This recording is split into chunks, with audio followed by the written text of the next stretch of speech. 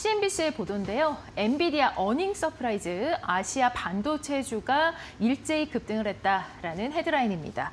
자, 모두가 아시다시피 이 엔비디아의 실적, 사실 한 번 더 시장의 예상치를 상회하는 그런 실적이 나왔고요. AI 버블 논란 속에서도 그 수요가 견조하다는 것을 증명을 했죠. 이에 따라서 지금 TSMC, 하이닉스, 삼성 등 이러한 아시아에서 반도체 담당하고 있는 종목들이 같이 올라갔다고요? 예, 어저께 이제 지표를 보면 알 수 있습니다. 그래서 이제 엔비디아 실적이 사실은 미국뿐만 아니라 전 세계가 우리나라도 주목하고 있었는데 예상대로 호실적을 냈습니다. 그래서 이제 그 장이 시작하면서 어제 시작하면서 우리나라 시간으로 이제 SK하이닉스랑 이제 삼성전자 등이 다 올랐는데, 그럼 이제 SK하이닉스와 삼성전자만 오른 게 아니고 지금 화면에 보이신 대로 이제 TSMC, 엔비디아 칩을 만들어주는 용역 기업인 TSMC도 올랐고, 그 다음에 홍하이 정밀공업이라는 걸 하는 기업은 이제 사실은 이제 우리가 팍스콘으로 많이 알려진 또 기업입니다. 팍스콘은 이제 엔비디아의 서버를 또 조립해서 만들어진 용역 기업인데, 이 세 군데가 다 올랐습니다. 물론 이제 SK하이닉스도 올랐는데, 다만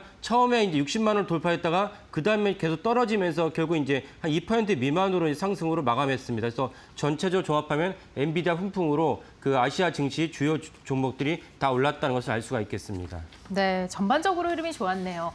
이 엔비디아의 실적, 사실 호실적은 시장에서 좀 예견을 했던 부분이죠. 예, 맞습니다. 왜냐하면 이제 그 젠순왕 대표가 수차례 이제 사석도 아니고 이제 공개석상에서 밀려든 수주만 해도 5천억 달러다. 5천억 달러는 엄청난 수치 아닙니까? 이 정도 수치를 얘기하고 다녔기 때문에 실제적으로 이제 분기 실적 어제 발표하면서 5천억 달러 중에 일부가 이제 반영된다고 본다면 예전된 그 호실적이었다라고 볼 수가 있겠습니다. 네, 이 엔비디아 시간의 거래에서 거의 6%까지 상승하는 그런 흐름을 보였었는데, 하이닉스는 초반에 60만 원 넘어섰지만 결국은 2% 미만에서 상승을 그쳤죠. 예, 그래서 많은 분들이 좀 의아하실 텐데, 엔비디아가 실적이 잘 나왔으니까 하이닉스도 사실은 아까 말씀 삼성전자나 TSMC 이런 종목과 같이 쭉쭉 뻗어나가야 되는데, 처음에는 힘을 받다가 60만 넘었다가 그다음에 계속 이제 내려갔습니다. 내려가다가 결국은 최종적으로는 전날 종가 대비, 지금 말씀드린 건 당연히 다 한국거래소 기준입니다. 전날 종가 대비 2%가 채 안 되는 1.9%인가로 이제 마무리했습니다. 그렇다면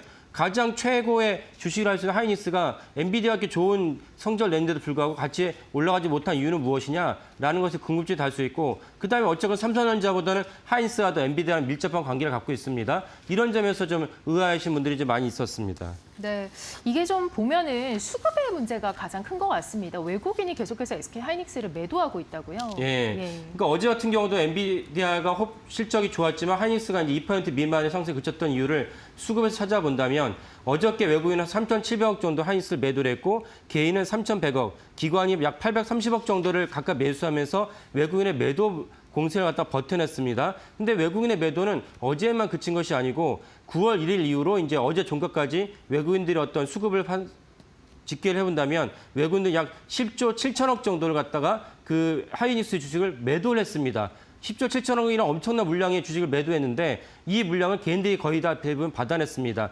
개인들이 같은 기간 동안 하이닉스 주식을 약 7조 8천억 정도를 갖다가 매수했습니다. 나머지는 기관이 매수를 한 것이고요. 그러니까 사실은 하이닉스의 엄청난 폭풍 질주는 개인이 주도했다, 이렇게 해석을 할 수가 있겠습니다. 네.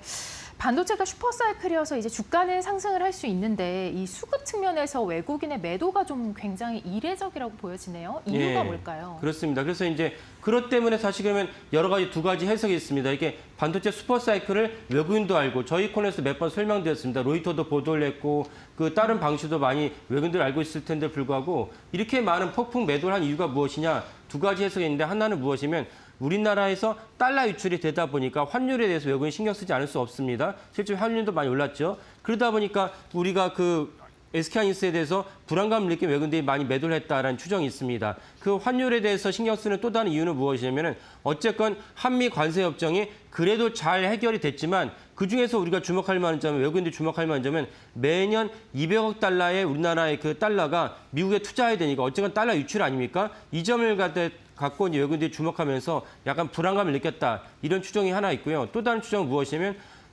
하이닉스가 압도적 높은 수익률을 갖다 보였기 때문에 이제 11월 중순이 넘어갔습니다. 그렇다면 이제 12월을 끝나가 된다면 부클로징, 이제 한 해 동안에 어떤 결산을 해야 되는 외국인들 펀드 매니저 입장에서는 이제 엄청난 수익을 낸 하이닉스의 주식을 매도할 수밖에 없다, 이런 추정도 같이 있습니다.